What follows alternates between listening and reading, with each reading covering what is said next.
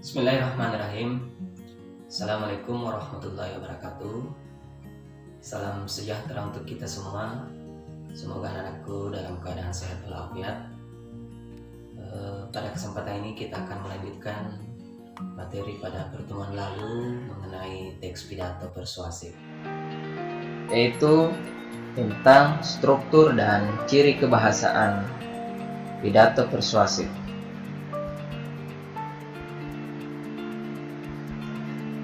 Adapun kompetensi dasar dan tujuan pembelajaran kita pada hari ini yaitu 3.1 menelaah struktur dan ciri kebahasaan pidato persuasif tentang permasalahan aktual yang didengar dan dibaca.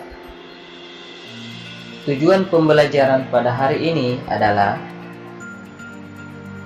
peserta didik dapat menelaah struktur pidato persuasif tentang permasalahan aktual yang didengar dan dibaca.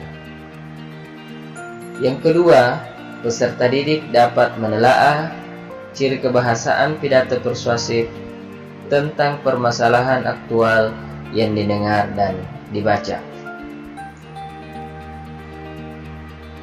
Namun sebelumnya, kita akan membahas apa yang dimaksud pidato.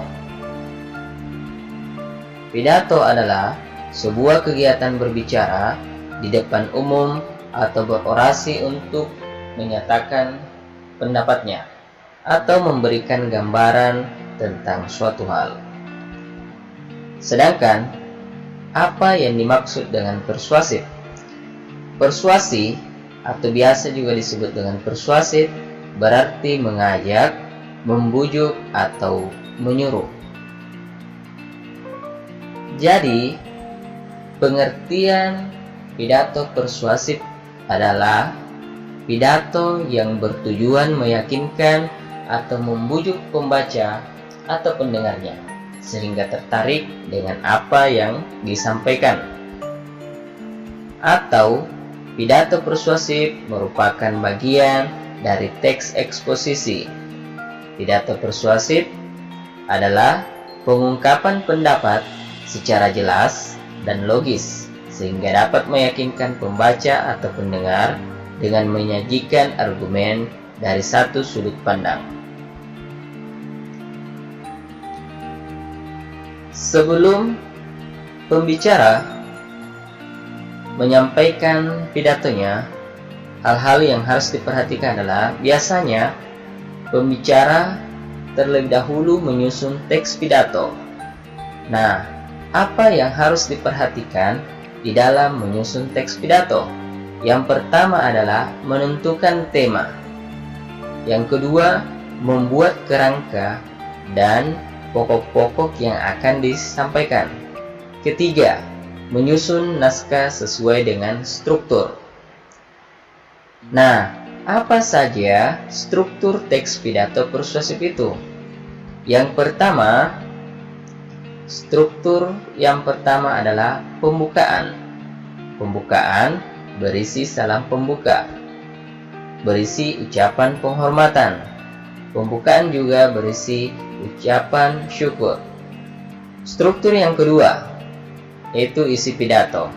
Isi pidato ini merupakan inti dari pidato yang akan disampaikan. Struktur yang ketiga yaitu penutup pidato.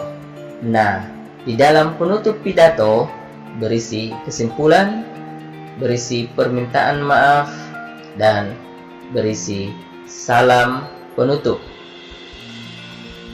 Selanjutnya, apa saja ciri kebahasaan pidato persuasif itu? Nah, yang pertama kita perhatikan adalah konjungsi. Nah, apa yang dimaksud dengan konjungsi? Konjungsi atau kata yang digunakan untuk menghubungkan satu unsur dengan unsur lain. Konjungsi biasanya juga disebut dengan kata penghubung. Ciri kebahasaan pidato persuasif yang kedua yaitu kalimat persuasif. Kalimat persuasif adalah kalimat ajakan dan bertujuan untuk memengaruhi pembaca atau pendengar untuk melakukan sesuatu sesuai dengan kehendak penulis atau pembicara. Selanjutnya, macam-macam konjungsi atau kata penghubung. Macam-macam konjungsi yaitu yang pertama korelatif. Konjungsi korelatif adalah konjungsi digunakan untuk menghubungkan dua kata, frasa, klausa yang memiliki status setara. Contoh, baik sekarang maupun nanti. Contoh yang kedua, bukan hanya di rumah, melainkan di mana saja. Konjungsi yang kedua yaitu konjungsi koordinatif. Konjungsi koordinatif hampir sama dengan konjungsi korelatif. Bedanya, konjungsi korelatif digunakan pada klausa sederhana. Contoh konjungsi koordinatif yaitu dan, tetapi, atau. Nah, konjungsi yang ketiga yaitu konjungsi subordinatif, menghubungkan dua kata, frasa, klausa yang memiliki status konjungsi bertingkat.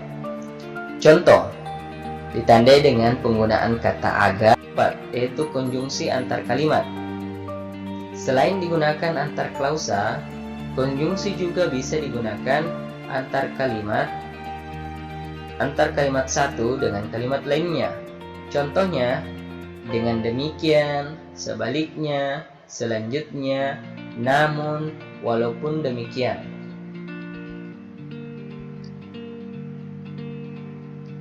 Selanjutnya yang akan kita pelajari yaitu bagaimana ciri-ciri kalimat persuasif itu.